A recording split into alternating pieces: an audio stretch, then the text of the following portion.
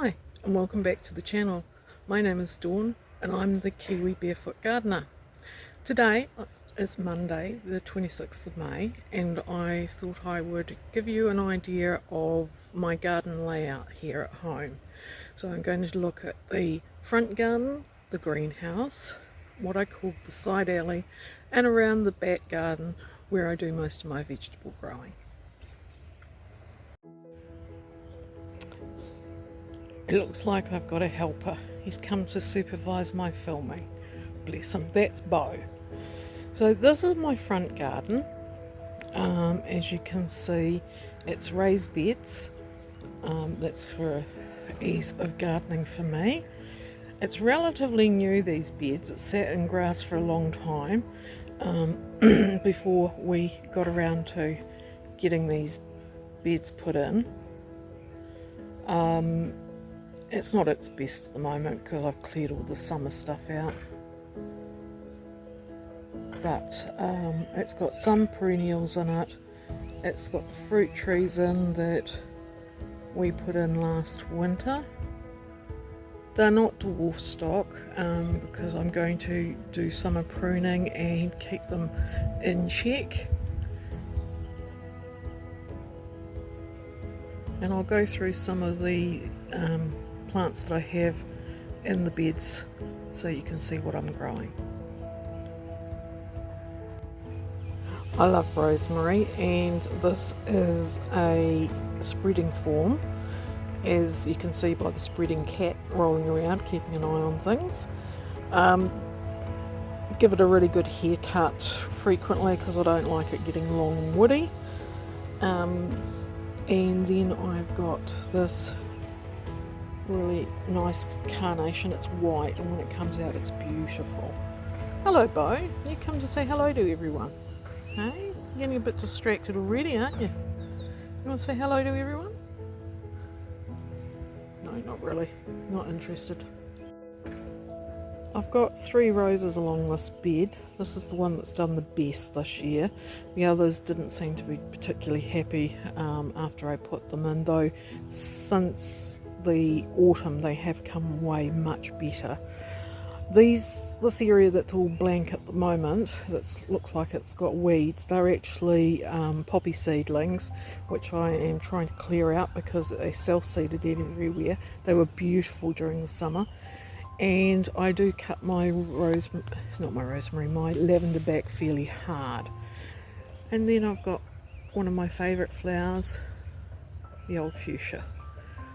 And that one is a particularly pretty one with its lovely ballerina type flowers. This rose has recovered from a bit of neglect. I see it does have aphids on it at the moment, which is a shame, so I'll have to get going squishing them because I don't like spraying my roses. And a few little viola that I grew from seed established quite well there. All these bare spots that you're seeing at the moment, there's actually bulbs underneath, and where those wee white labels are is just to mark where I've put the bulbs, so I'm not digging them up because I tend to forget where I've put things. But there are bulbs from last season still in the garden, mainly daffodils, so I'm hoping that they will come back again. They seem to be, which is great. I put 5 fruit trees in total. No, I didn't, 6 fruit trees. I keep forgetting about the apple, which is down the drive, and it's not in a raised bed, it's all by itself. I wanted to do them in raised beds because I was looking at the concept of fruit tree guilds, so I'm going to be working more on that this year. Unfortunately, one of my fruit trees, the one, if I can get my finger over there, died. When I planted it, it had been severely root pruned and it just never had a chance of surviving. It put out probably half a dozen tiny little leaves over summer, and it just gave up the ghost, which was kind of a shame. And here is my front garden pride and joy, my arbor, which I had seen on another YouTuber's videos, and when I investigated where it came from. It was a kit set one from England, and I just loved it. But there was no way I was going to be able to get it from England to here. So thankfully, one of my neighbours is a builder, and with the kit set one came a set of plans of how to put it together. Now this one's slightly different. The grid pattern is running up and down, whereas the one from the other YouTubers one and the kit set is diamond, but I quite like this as it is. It's probably easier to tie the rose in, and that rose that's growing all over it is first year rose. It went in over winter. In a few weeks, well probably more like 6 weeks time, hopefully it will die back a wee bit. I will give it a really good winter pruning and then tie everything in, and I'm really looking forward to it come next spring, summer. It should be stunning. One last bit of summer colour. These are dwarf hollyhocks, and they have actually been spectacular. I've really enjoyed their flowers. That one there, the pinky purple one, it's been spectacular. It was a bit later and it's even got some buds at the top still for it to flower, and it's in a fairly sheltered spot, so they may still come out yet. This is my greenhouse. It was a family present for my 60th birthday a few years ago. It's a smallish domestic one, polycarb, but it does everything I want it to do. And I normally have a few flowers sitting along the outside just to brighten it up. So currently I've got my greenhouse set up for winter, and yes, I have little greenhouses sitting in there.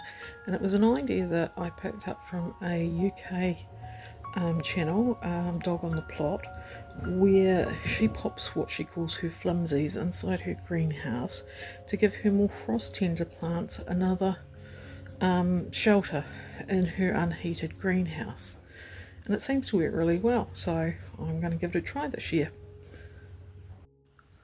Now my passion fruit vine, I planted it not this summer, the summer before I think it was, and it grew a wee bit. Last summer it grew amazingly and I got probably about 18 fruits off it, but I realised I made a mistake.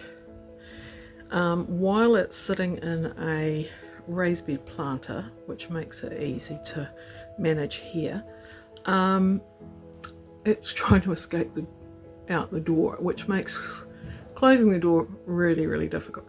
So what I'm planning to do once all the leaves fall off it is give it a major haircut and then actually move it to the other end of the greenhouse in the planter, so I'm not digging it up, it's just the whole thing will go kit and caboodle, and see if it can trail along the roof line here.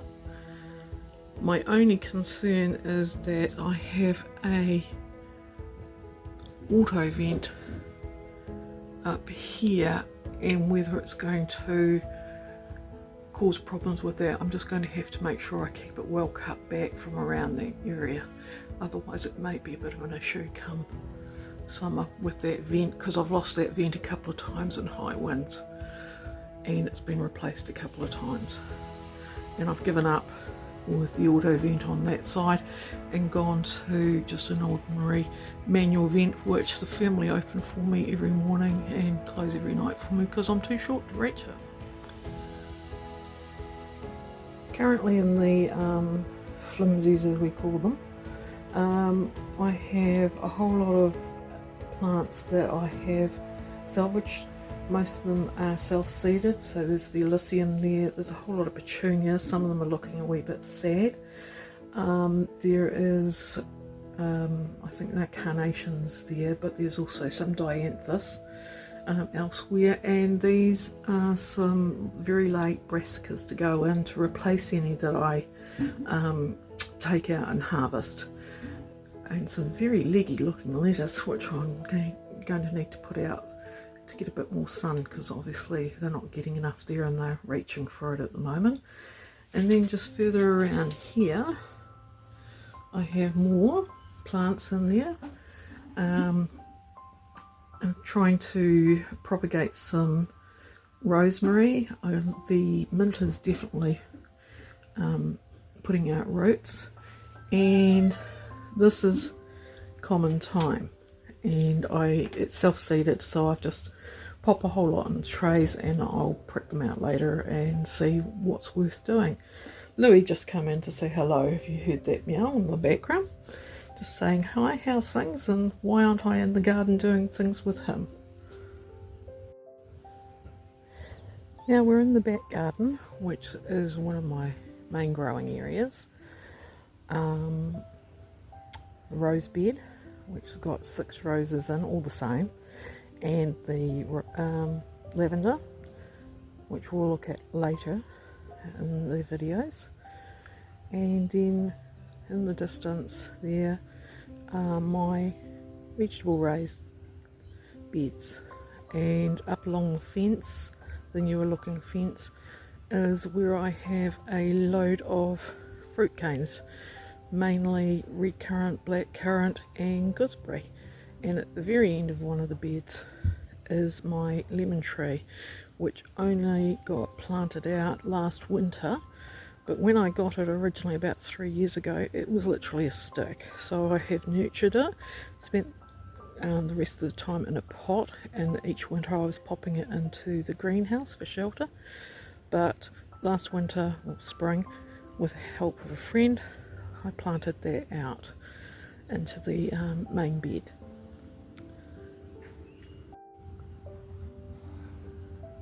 So this is a closer look at my vegetable raised beds. There are 3 big long beds, plus, hi Lou, you gonna, no, you're not gonna look? And beds along the low fence as well. And just here is also my big long strawberry bed, which in a few weeks time I'll pull the netting off, I'll get in there and tidy it all up, give it a feed, get it all sorted ready for winter. And I just need to patch up some of the wall matting because Bo, my black and white cat, has kindly lifted some of it up and munched it, well, chewed it up and spat it out. Now, before I get a question, read the little coloured balls on the end of my pecan stick here, which is on my brassicas, my very late planted brassicas. That's a ping pong ball, and when I was looking at a vlog, I think it was Dog on the Plot, she had loads and loads of coloured balls on the top of hers.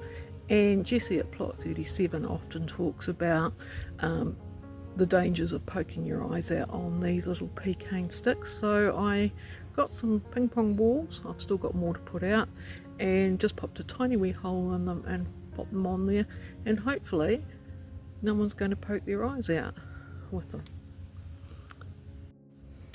So what do I have in this first bed? The little plants with the pecans, there are some green cabbage and some red cabbage. Then I have my deep compact silver beet, or for people overseas they often call it chard. And here I've got my peppermint chard with its lovely pink stems. And no, it doesn't taste of peppermint, it's just because the stalks look handy striped. But it's very nice, and it's got a nice deep rich flavour. I like the stalks, but the rest of the family don't, so sometimes I just cut up a wee amount of stalks and have them to the side of the main dish. Parsnips, I am so over the moon about my parsnips this year. I have always struggled to grow parsnips, and just after Christmas I got a packet of new seeds from Egmont seed company, and they are hollow crown I think, and popped them in, and every single seed came up. I was over the moon about it and couldn't believe it. So then I planted a second lot, I think it was around mid-February, and they have done really well as well. So it's going to be a while before I get to lift them, but looking forward to having them. Carrots are something I've always been able to grow quite well, and these ones I'm pretty sure are the Touchon, which I quite like because they've got the blunted end and the roots don't get stuck too much for pulling them out, but they do grow as a nice long straight carrot. I've got a couple of succession planting here. I've got these ones which will be ready fairly soon. Here, those ones. That's my next lot, and in the bed over there, but you can't quite see them, is my very late sowing of carrots, so they'll be ready come spring, hopefully. And then just around here to the side is my broad beans, my autumn sown broad beans, which seem to be doing quite well. And in underneath the net is my Brussels sprouts. Now I've only done a half bed of each because I'm not overly keen on either of them. I do like them, but not in huge volumes. Hubby does like Brussels sprouts, and he also likes the broad beans, so you know, it's all fair. You need to grow for the rest of the family, so I'm growing them for them.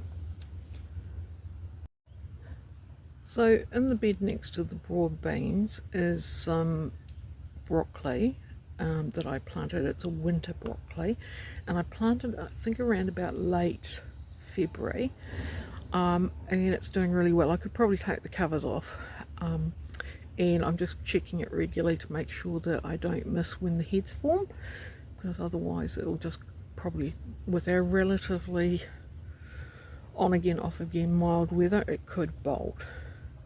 And down here is my spinach for winter, and I always grow a variety called Winter Queen, and I find it does really well right into late spring before it then does bolt. And then I just go to a summer version called, I think it's Summer Supreme, and find that works really, really well. And just further down, starting to yellow off a bit more, is my rhubarb. I've got 3 rhubarb plants there. I moved them over winter from where the lemon tree is currently, and they have just done amazing this year. Previously they were a bit on again off again, didn't seem to be very happy where they were. It was a lot windier where they were. This corner is a lot more sheltered, and I think their roots are probably a lot cooler in that bed too. And I've just had so much rhubarb, my freezer is crammed full of it, but it's awesome, absolutely amazing. I love rhubarb, so does hubby, and just keep making different things with it. Right, so this is my second large raised bed, the middle one, and that is my last sowing of carrots for the year, though there is another little half row behind it sown at the same time, with one of the few parsnips that actually took when I first planted them last spring. As I said, I don't have much luck normally with parsnips, and I had about a total of about 4 out of these 2 rows.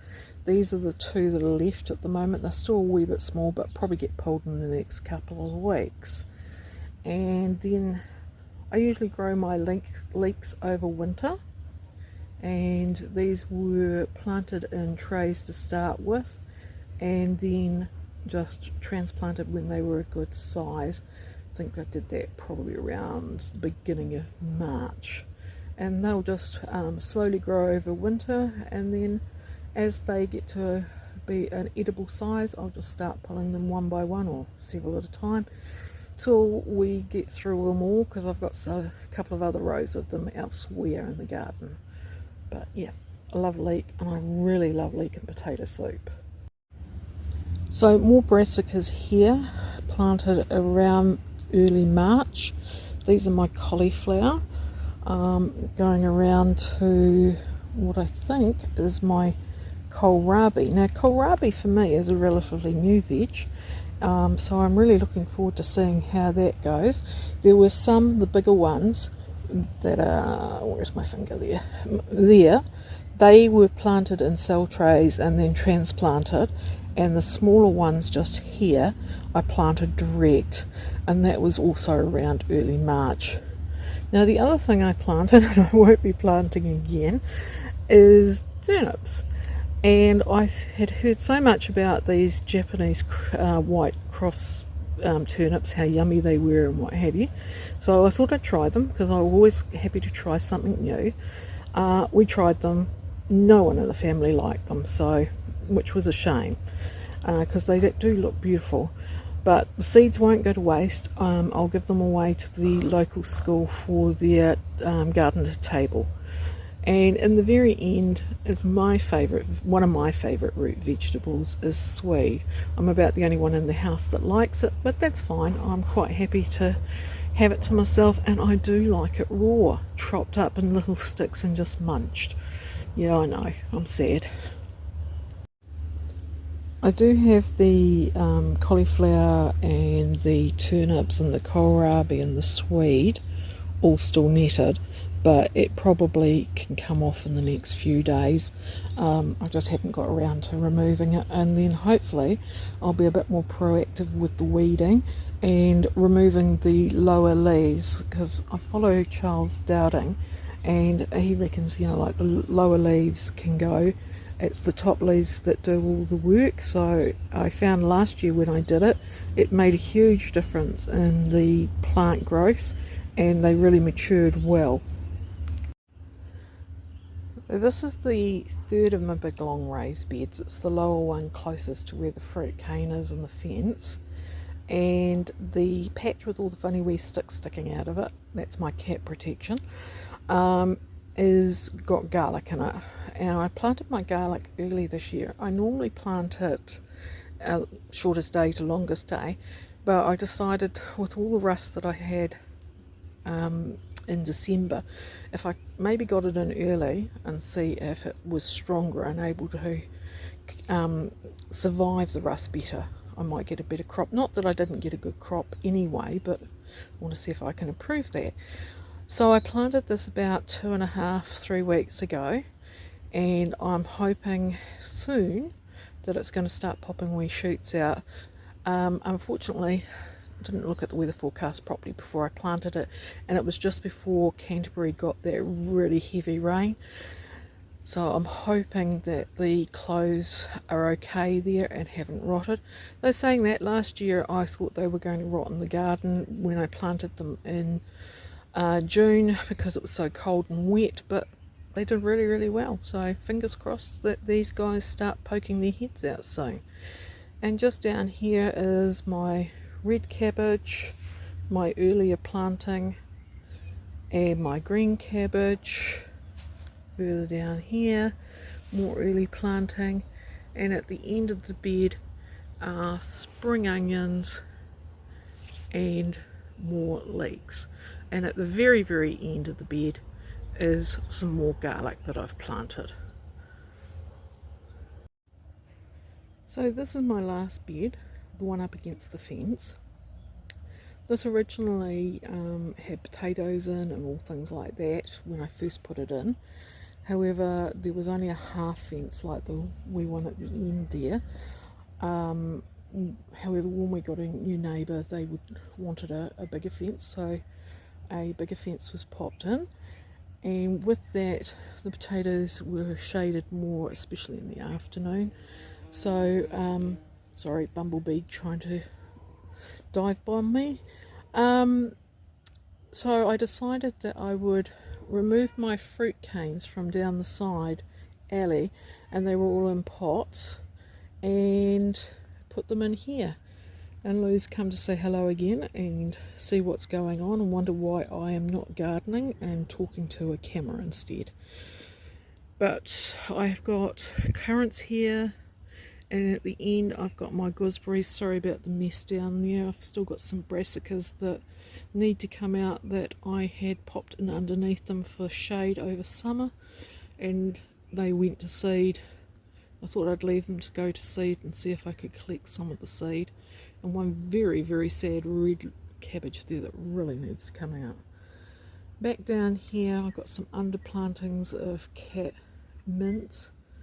I've got a grapevine that went in late summer, or midsummer probably, and it's just starting to take, and I'm hoping once it gets up the post a bit further and it gets a lot more light, it will be happier. There's another one down at the very far end here. You can just see its golden colours, and that's a heritage one, I'm told, that I was given kindly by a Facebook contributor to New Zealand Gardening on a Budget, Tai Ung, and I'm really looking forward to seeing how that goes.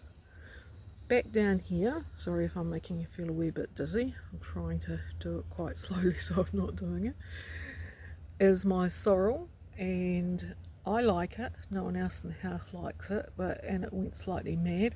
It's had a bit of a hack back, but it needs a bigger hack back and a tidy, because it is a bit of a perennial. And at the end there, if I can just take you down there without shaking you too much, is a blueberry just before the green netting, which is there to protect my lemon tree from the southerly winds. Now that blueberry was put up on the local Facebook page and had been in a pot, and it was huge, it was a triffid. And when I got it, I thought, okay, it's way too big for me to struggle with, so I hacked it back thinking it's either going to live or die, and then I planted it, and you can see that there's been some dieback, but there's also some new growth there, so fingers crossed it will live. And here comes Louis again. He is not impressed with me at all today. He wants me to get into the garden and actually do some work. So one of my partners in crime, Bo, and just above him is Lou. I think they both think I'm batty because I'm talking to my phone rather than actually doing any gardening. But they're good company. They keep me on my toes, and I really enjoy having them around. They're both rescues. They're litter mates, brothers. And as you can see, like all siblings, they're having a go at each other. Oh, I think we're going to have a massive fight any second. I need to go and break that one up. So in last week's vlog, I was rescuing some petunias, clipping them back and repotting them, and as you see, they have perked up a bit, and hopefully with the milder weather that we seem to be getting at the moment, they might pop out some flowers. It'll be nice to see a wee bit of colour. And the strawberry plants that I was splitting last week have multiplied from 1 pot to 7 pots. So the birdie's going to get lots of strawberries, or I'll pass them on to other people for them to use in their gardens. I'll see how it goes. Now this area is what we call the side alley. It's a service alley from the front garden to the back. But like all gardeners, I've never got enough room for everything, and because it faces east and gets good sunlight, especially in summer, I have taken it over, much to my husband's distress, because he says he can't get things down here anymore. But the empty pots down the end were where I grew all my potatoes. The pots, the raised beds just in front there are my kumara, which I'm waiting to do their thing, and there are my yams, which I'll talk about more later on in the video. Oops, sorry, too fast. And here is my camellia, which I can see from the dining room window, and it flowers in autumn and spring, and it's beautiful. Just love it when it comes out.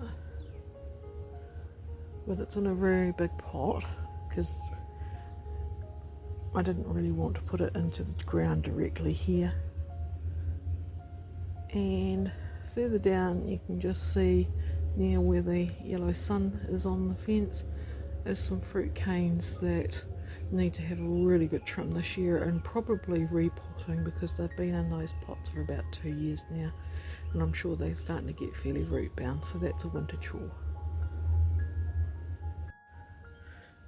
Further down the side alley are my asparagus plants. Now I've popped them into these big black raised beds. I have been told that it's probably too shallow for them, but they seem to be doing okay.